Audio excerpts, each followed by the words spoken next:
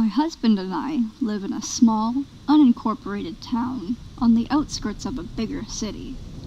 Although we are almost 50 years old, we are 30 to 40 years younger than any of our neighbors. Most of them have grandchildren who visit regularly and drive them wherever they need to go. Not so for the man I usually just called Professor. His wife, Elena, died 12 years ago. I only knew her briefly, but she and the professor were one of those life goals kinds of couples. I loved spending time with them. They were both so erudite and witty, and clearly still deeply in love. Elena's passing hit her husband hard.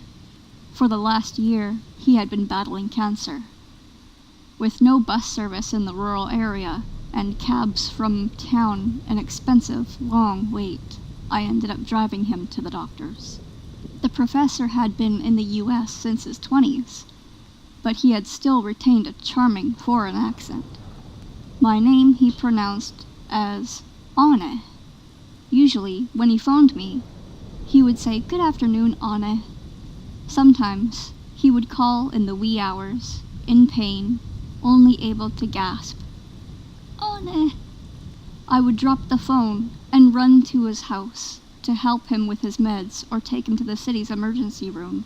He was adamant about not staying away from home. He knew the end was near and he wanted to go in his own bed.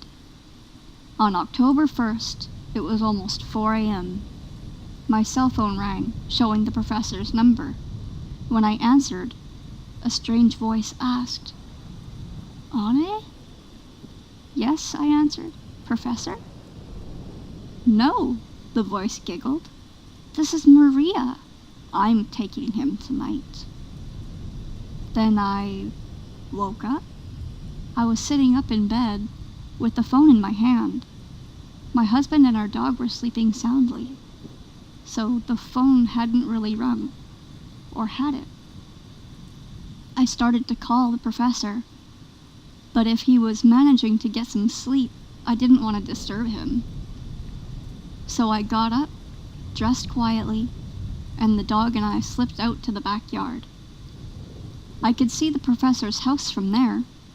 No lights were on, and everything was quiet. I wasn't comfortable though, so I went ahead and dialed.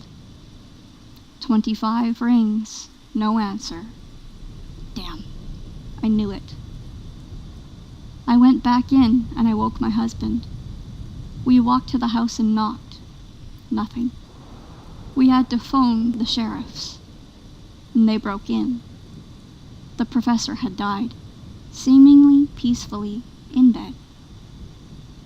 Because of our unincorporated location, any of the chores which would fall into the professionals in the urban area are taken up by neighbors here. So that evening, with a deputy's supervision, the families on our block began to sort through the professor's papers. We needed the deed to his burial plot and any kind of will or link to distant relations. I looked through a small scrapbook of old photos that was on his nightstand. There was no cousin Marco from the old country, or nephew Bob, NYC 1997. It was mostly pictures of Elena and the professor, and their never-spoken-of young daughter, Maria, who had died in Oaxaca in 1971.